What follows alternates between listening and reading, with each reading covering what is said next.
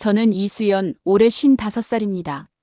30년 동안 서울 강남의 명문 사립학교에서 초등학교 교사로 일하다가 작년에 명예퇴직을 했어요.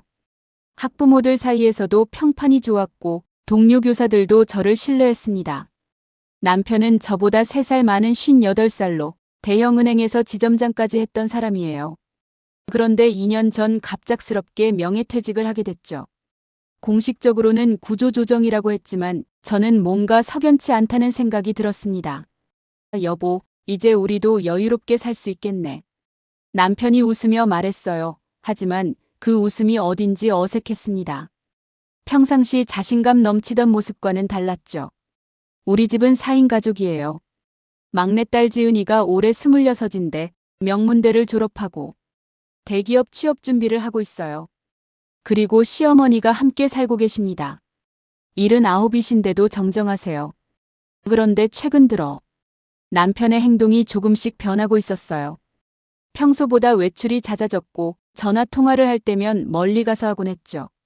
사업 관련 일이야 라고 말하면서요. 엄마, 아빠가 요즘 좀 이상하지 않아?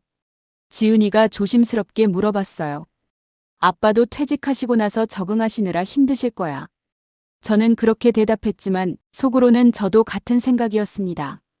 시어머니는 평소처럼 제게 이것저것 시키셨어요. 장 좀 봐와라. 그리고 은행 볼 일도 있으니까 같이 다녀와.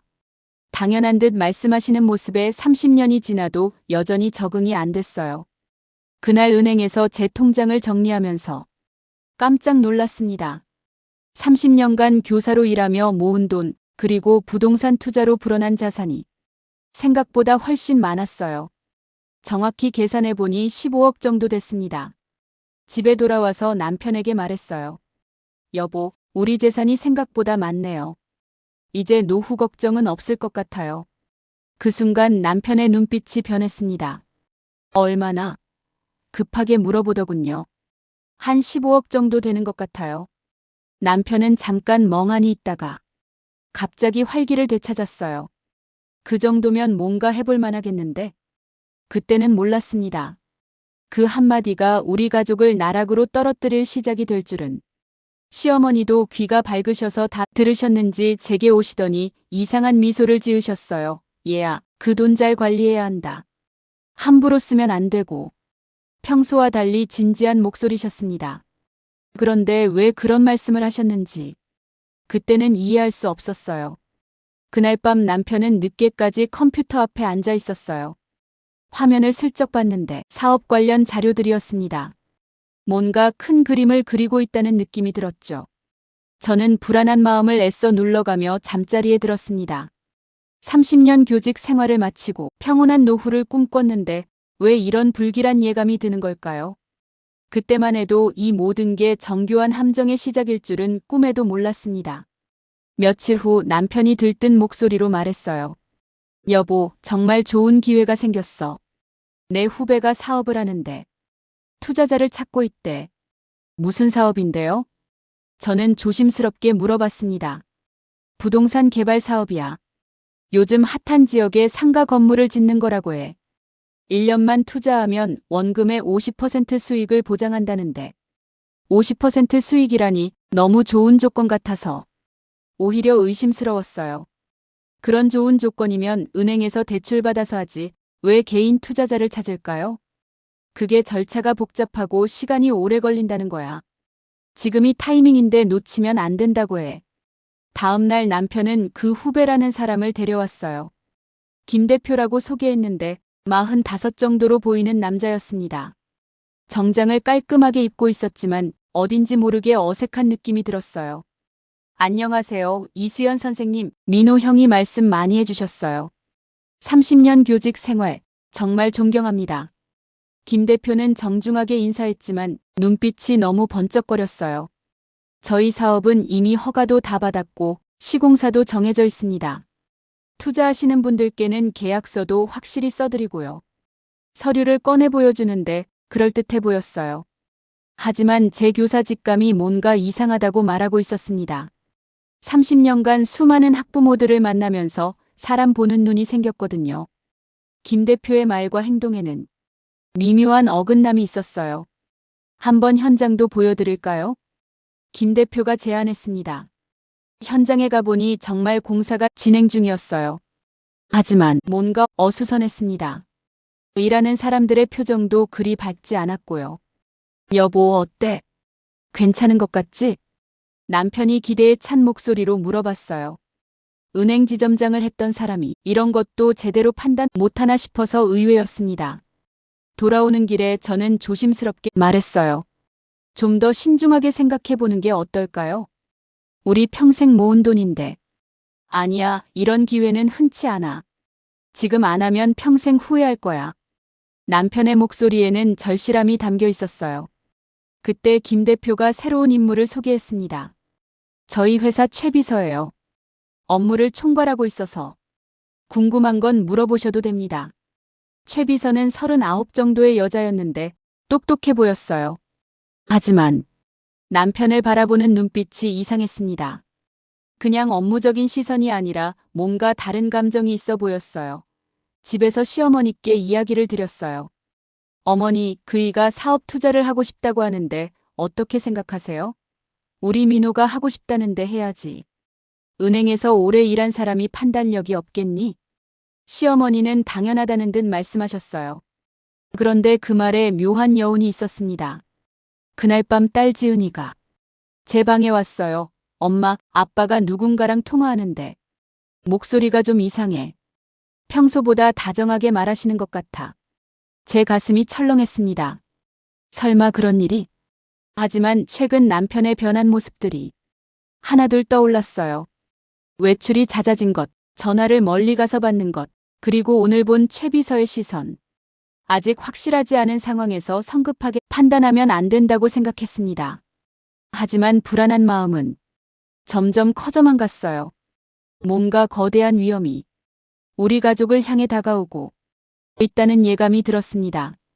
일주일 후 남편이 단호한 목소리로 말했어요. 결정했어. 10억을 투자하자. 10억이요? 너무 많지 않나요? 저는 깜짝 놀랐습니다.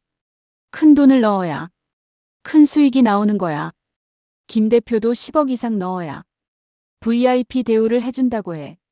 남편은 이미 마음을 굳힌 것 같았어요. 시어머니도 거들었습니다. 우리 민호 말이 맞다. 조금씩 하면 뭐하니? 크게 해야지. 평소 알뜰한 모습과는 달랐어요. 결국 저는 어쩔 수 없이 동의할 수밖에 없었습니다. 가족들이 모두 찬성하는데 저 혼자 반대하기도 어려웠거든요. 계약서를 쓰는 날 김 대표 사무실에 갔습니다. 최 비서도 함께 있었는데 남편을 보는 눈빛이 더욱 이상했어요. 뭔가 은밀한 신호를 주고받는 것 같았습니다. 축하드립니다. 좋은 선택하셨어요. 김 대표가 악수를 청했는데 손이 축축했어요. 긴장하고 있다는 뜻일까요? 계약서에 도장을 찍는 순간 제 가슴이 쿵 내려앉았습니다. 30년 교직 생활로 모은 소중한 돈이 한순간에 날아갈 수도 있다는 생각이 들었어요. 한 달 후부터 이상한 일들이 벌어지기 시작했습니다. 김 대표에게 전화를 해도 잘 안 받았고 현장에 가보니 공사가 중단된 것 같았어요. 김 대표 무슨 일인가요? 공사는 어떻게 되고 있는 건가요? 저는 다급하게 물어봤습니다. 아, 선생님. 잠깐 허가 문제로 공사를 멈춘 상태예요. 곧 해결될 거니까 걱정하지 마세요. 김 대표의 대답은 어딘지 부자연스러웠어요. 그런데 더 충격적인 일이 기다리고 있었습니다. 어느 날 우연히 남편이 휴대폰이 울렸는데 화면에 최 비서의 이름이 떴어요. 그런데 저장된 이름 옆에 하트 이모티콘이 있었습니다. 가슴이 철렁했어요.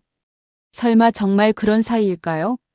저는 몰래 남편의 행동을 관찰하기 시작했습니다.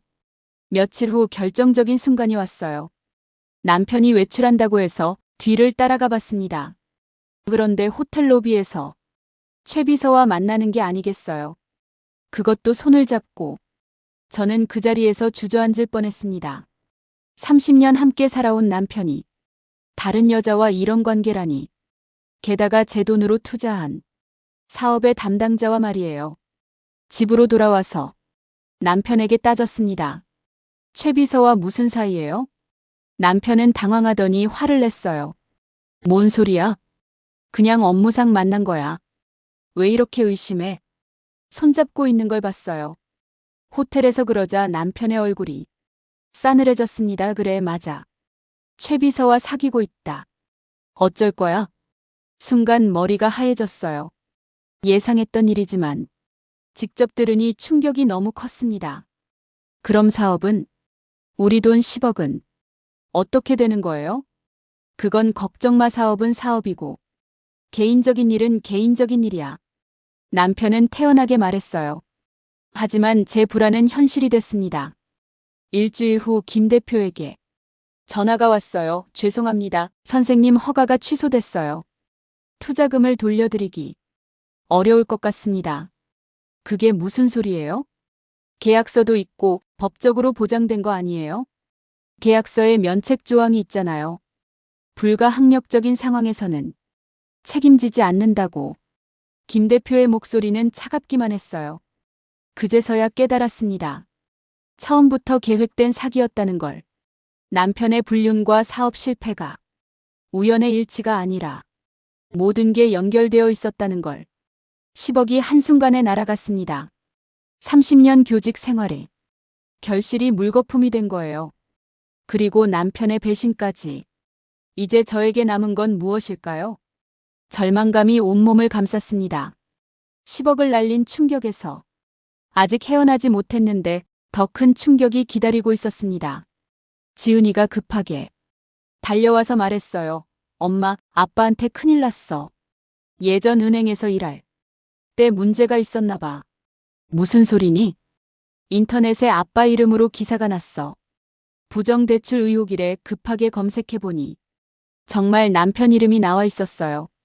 X은행 전 지점장 강민호 씨, 부정대출 의혹죄 수사. 이런 제목의 기사였습니다.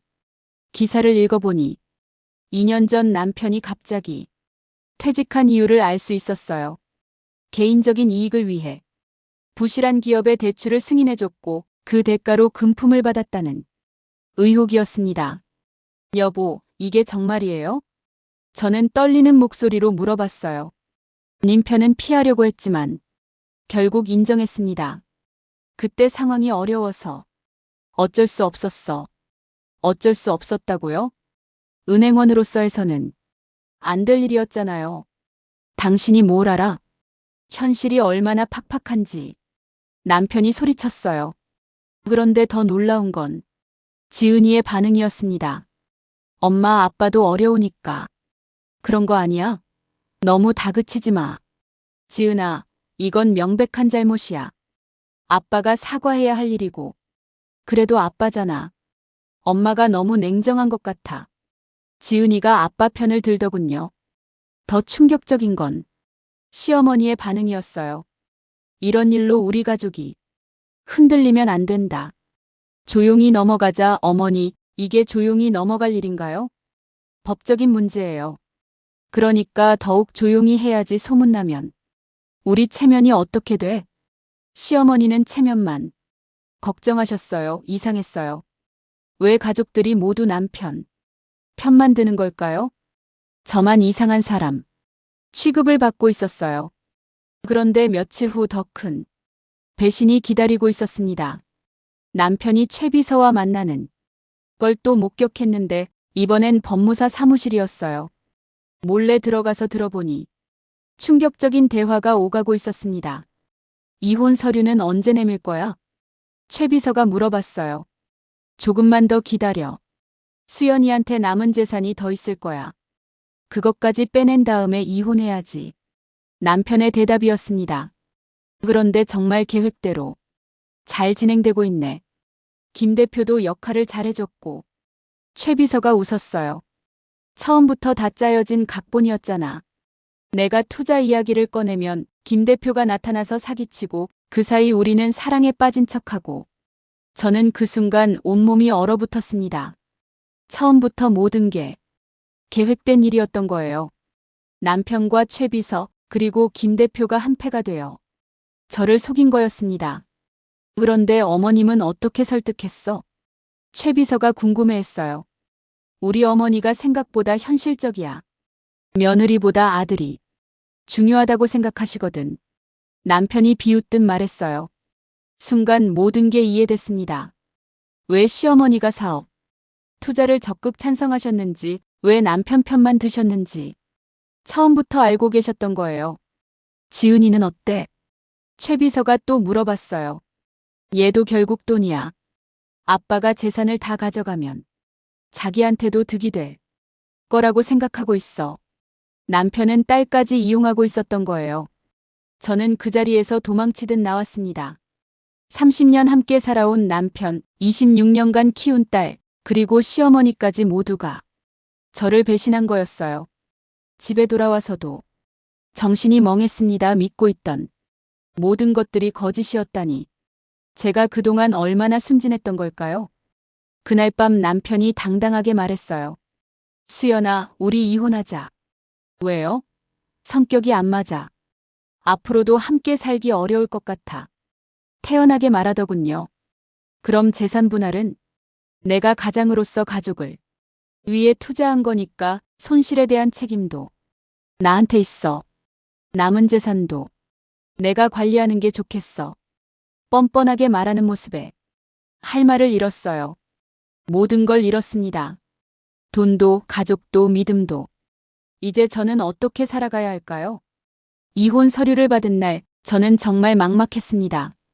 30년 교직 생활로 모은 재산은 사기로 날려버렸고 남편은 불륜에 배신까지 했어요. 심지어 딸과 시어머니까지 남편 편을 들고 있었습니다. 엄마, 아빠 말대로 하는 게 좋을 것 같아. 법정 다툼까지 가면 더 복잡해져. 지은이가 말했어요. 제 친딸이 이런 말을 하다니. 지은아, 이건 명백한 사기야. 아빠가 저지른 일이 얼마나 큰 잘못인지 모르겠니?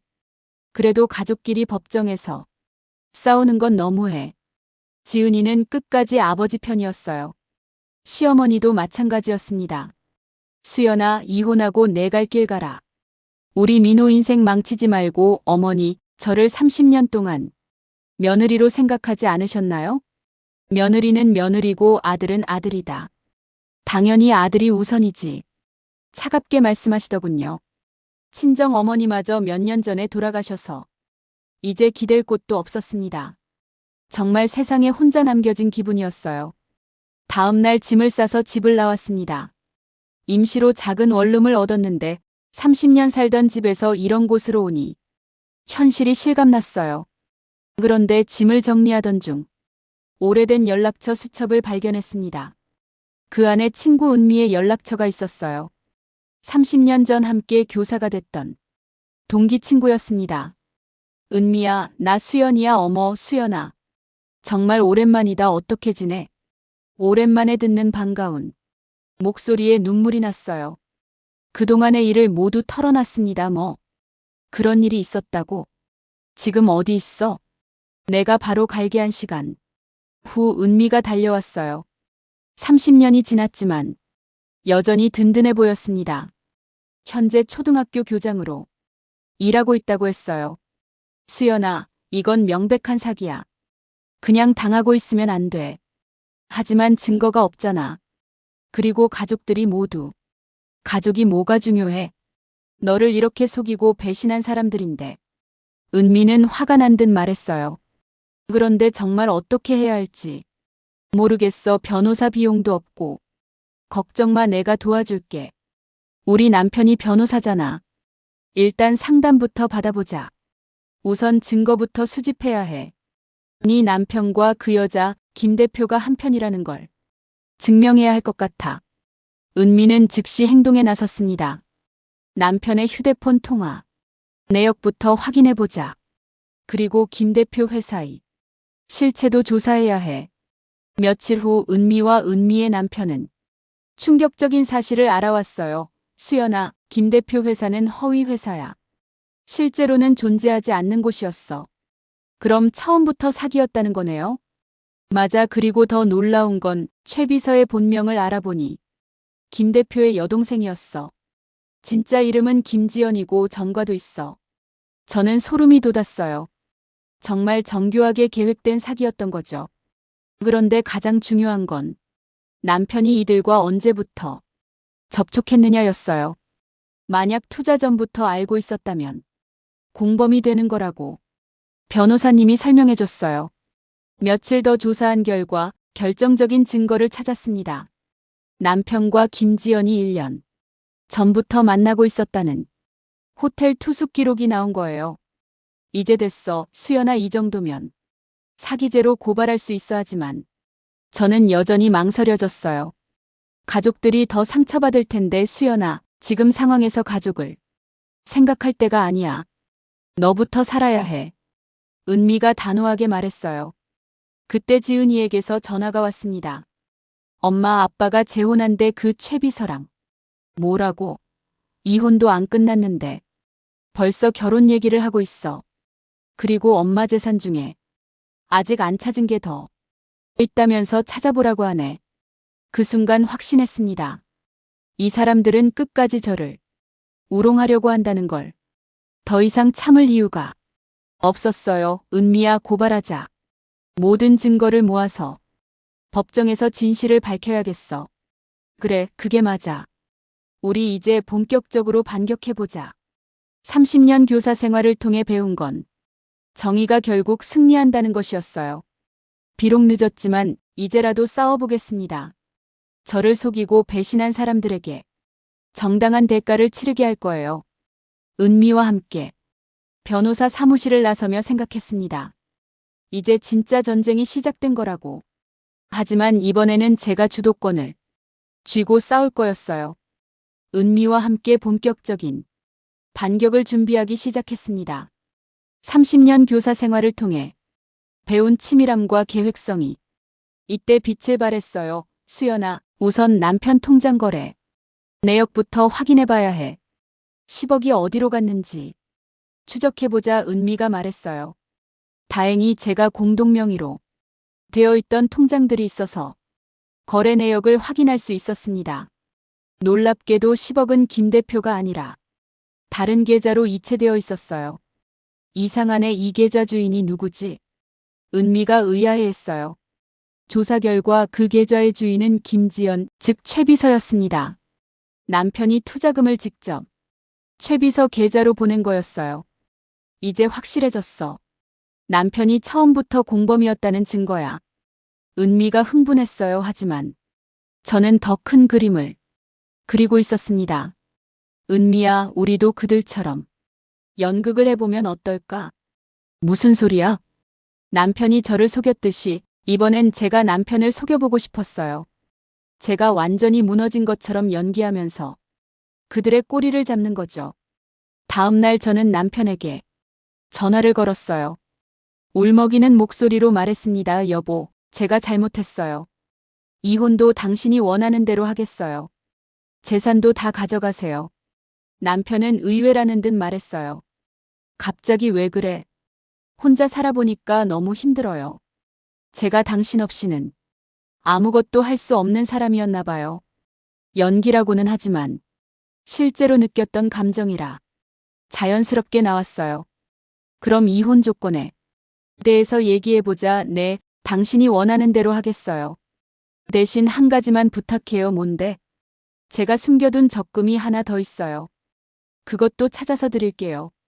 대신 마지막으로 가족끼리 식사 한 번만 같이 해요. 남편은 적금 얘기에 눈이 번쩍했어요. 얼마나 되는데?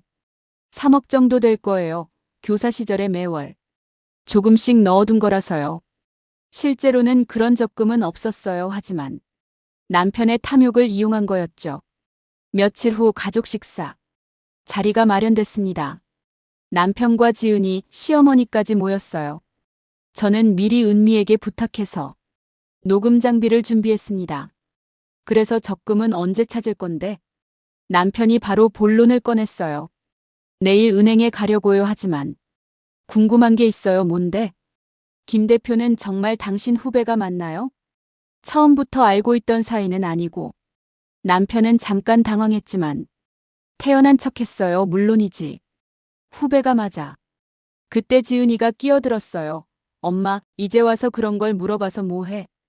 이미 돈도 날아간 걸. 그러게 말이야 수연아. 이제는 앞만 보고 살아야지. 시어머니도 거들었어요. 저는 조용히 말했습니다. 그런데 이상한 게 김 대표가 최 비서를 소개할 때 처음 만나는 것처럼 했잖아요. 근데 알고 보니 남매더라고요. 순간 식탁이 조용해졌어요. 남편의 얼굴이 굳어졌습니다. 뭔 소리야? 남매라고? 네, 제가 알아봤는데. 김 대표 본명이 김철수고 최 비서 본명이 김지연이에요. 남매 맞아요.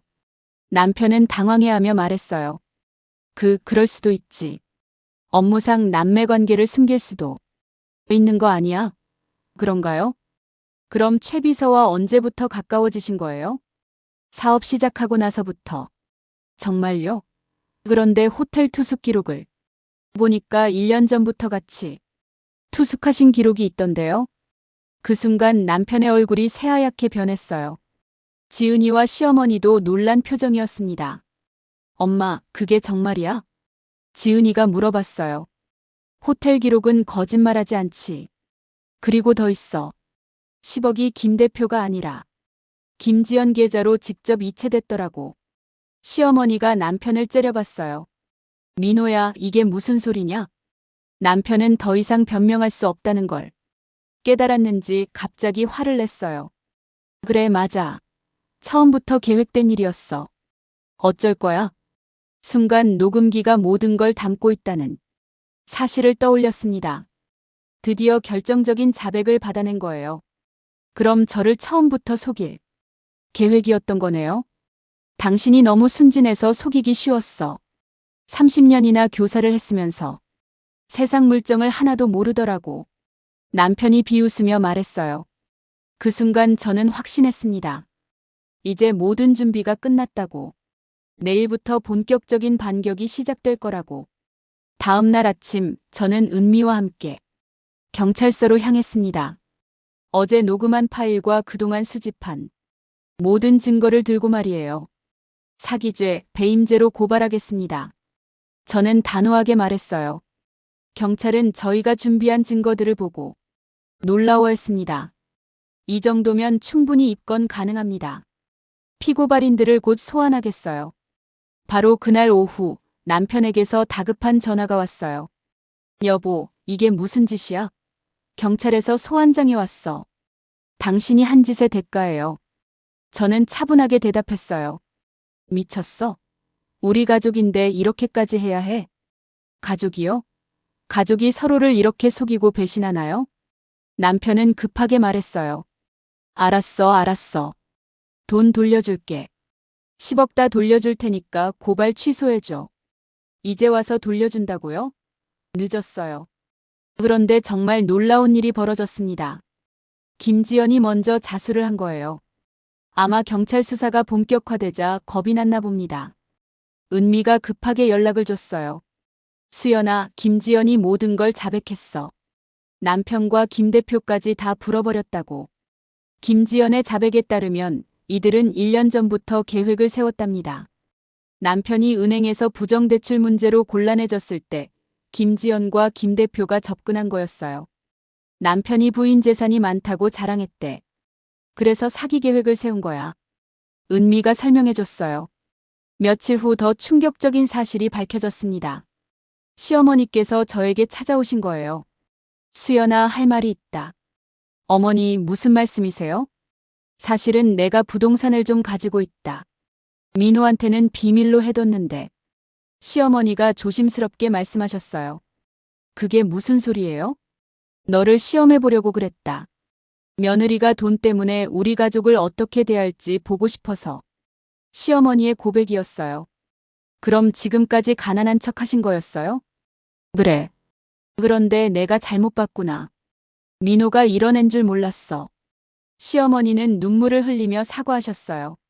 수연아, 미안하다. 너한테 너무 못했구나. 한편 지은이도 아빠의 진실을 알고 나서는 완전히 달라졌어요. 엄마, 내가 정말 잘못했어. 아빠 편만 들고. 지은이가 울면서 사과했어요. 괜찮아, 지은아. 너도 속은 거야. 법정에서 재판이 열렸습니다.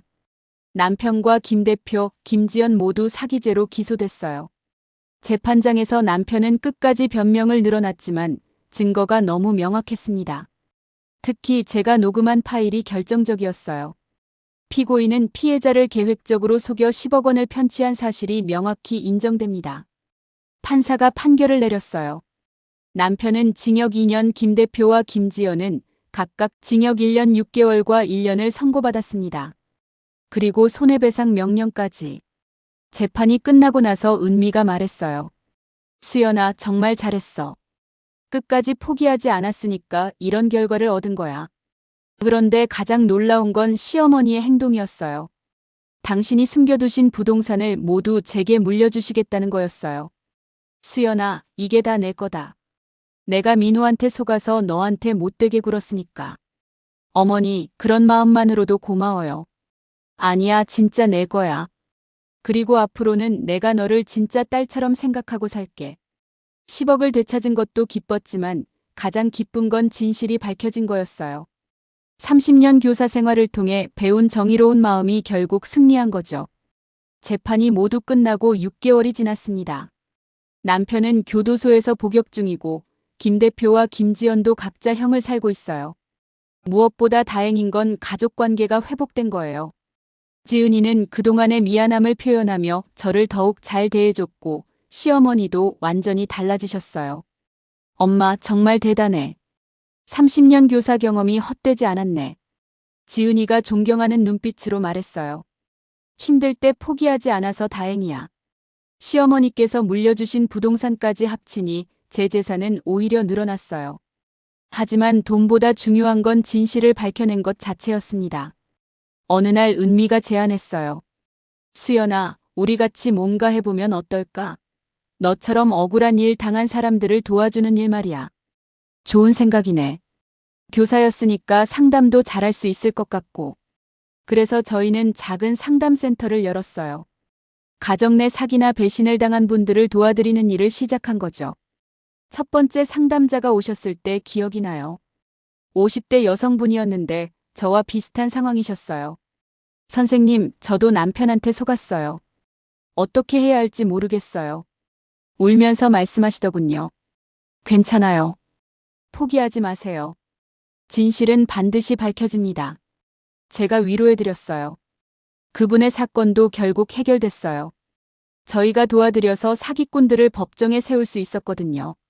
한편 교도소에 있는 남편에게서 편지가 왔어요. 처음엔 받기 싫었지만 지은이가 권해서 읽어봤습니다. 여보, 미안해. 정말 미안해. 내가 너무 욕심이 많았고 당신의 소중함을 몰랐어. 출소하면 진심으로 사과할게. 편지를 읽으니 복잡한 감정이 들었어요. 하지만 이제는 미움보다는 안타까움이 더 컸습니다. 엄마는 아빠를 용서할 거야? 지은이가 물어봤어요. 용서와 함께 살아가는 건 다른 문제야. 용서는 할 수 있지만 다시 함께 살 생각은 없어. 시어머니도 많이 변하셨어요. 이제는 제게 진짜 딸처럼 대해주시고 상담센터 일도 응원해주세요. 수연아, 내가 이런 일을 하니까 보람찰 것 같다. 많은 사람들을 도와줘라. 격려해 주시더군요. 어느 날 상담센터에서 일하고 있는데 한 분이 찾아오셨어요. 선생님 덕분에 제가 사기꾼들을 잡을 수 있었어요. 정말 감사합니다. 꽃다발을 주시면서 인사하시더군요. 그때 느꼈어요. 제가 겪었던 고통이 헛되지 않았다고. 다른 사람들을 도울 수 있는 힘이 됐다고. 저녁에 집에 돌아와서 거울을 봤습니다. 1년 전에 제 모습과는 완전히 달라져 있었어요. 훨씬 당당하고 자신감 넘치는 모습이었습니다. 지은이가 옆에서 말했어요. 엄마, 요즘 정말 멋있어 보여. 그래? 응. 예전에는 항상 남 눈치만 보고 살았는데 지금은 당당하게 자기 주장을 하잖아. 맞아요. 저는 완전히 다른 사람이 됐어요. 30년간 참기만 했던 제가 이제는 당당하게 맞서는 사람이 됐습니다. 밤에 일기를 쓰며 생각했어요. 인생에서 가장 힘들었던 1년이었지만 동시에 가장 많이 성장한 1년이기도 했다고. 돈을 잃었을 때는 세상이 끝난 줄 알았는데 결국 더 큰 것을 얻었어요.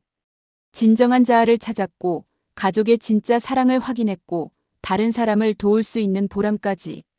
그리고 무엇보다 깨달은 건 정의는 늦더라도 반드시 승리한다는 것이었어요. 30년 교사 생활을 통해 배운 가장 소중한 교훈이었습니다. 지금 제 삶은 그 어느 때보다 충실합니다. 상담센터에서 다른 분들을 도와드리고 가족들과 진솔한 관계를 유지하며 제 자신을 사랑하는 법도 배웠어요. 사람들은 종종 물어요. 그래도 30년 함께 산 사람인데 그렇게 냉정하게 대할 수 있었어요?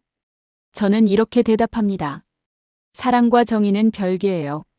잘못한 일에 대해서는 반드시 책임을 져야 해요. 그래야 진짜 사랑도 가능하죠. 이제 저는 확신합니다. 어떤 어려움이 와도 포기하지 않고 맞설 자신이 있다고. 그리고 저와 같은 어려움을 겪는 분들에게 희망을 줄 수 있다고. 오늘도 상담센터 문을 열며 생각해요. 또 누군가의 인생을 바꿔드릴 수 있는 하루가 시작된다고.